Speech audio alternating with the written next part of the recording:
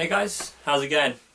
So the other day I decided to rebuild my pedal board, and by rebuild it I mean completely start again. I had a really bad habit of owning a really big pedal board and buying pedals for the sake of it and sticking it on just to fill up space. And apart from wasting loads of money, I realised that I didn't really use any of these pedals and I think they were just getting in the way.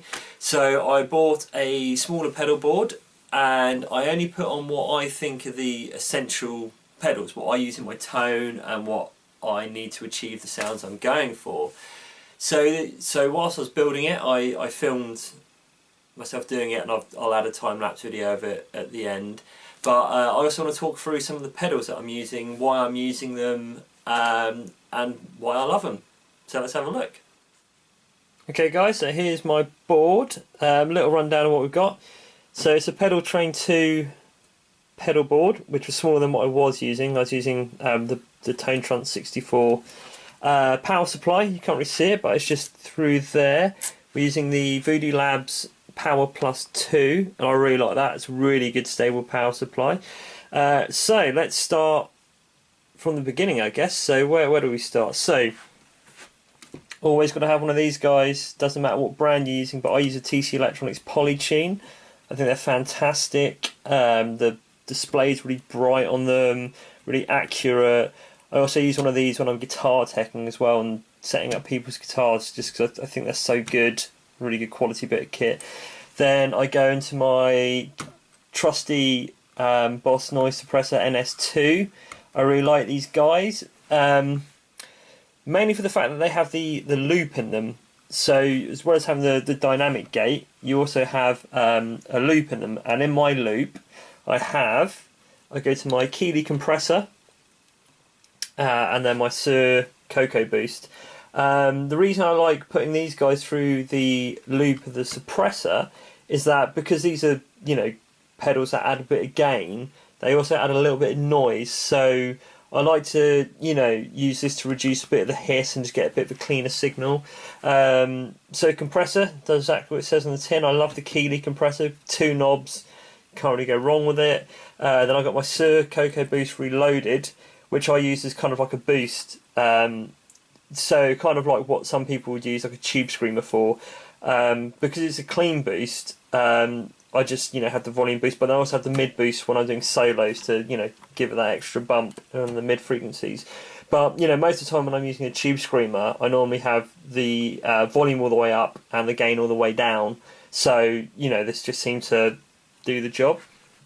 And I come out of the noise suppressor into the best wah pedal that's ever been built, the Jerry Cantrell wah from Dunlop. MXR. I just think it sounds amazing. Like, to me, some wah pedals are either a bit too polite or they're just a bit top-endy. I like this one. It's got a real nice sweep to it. It's got a nice big chewy sound, and you can dial in how much treble you want just at the side there.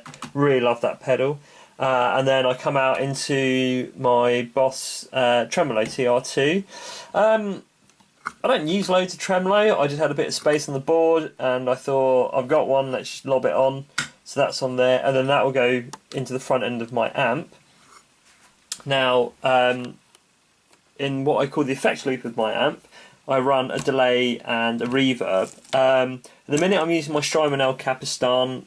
Sounds amazing, but soon I will be getting a MXR carbon copy, the new one with the tap tempo, which is something I've been wanting for a long time. So this guy's on the board for the minute. I'm definitely keeping hold of this pedal, absolutely love it, especially for doing stuff in the studio. It sounds great for cleans and it's just an all-round amazing pedal.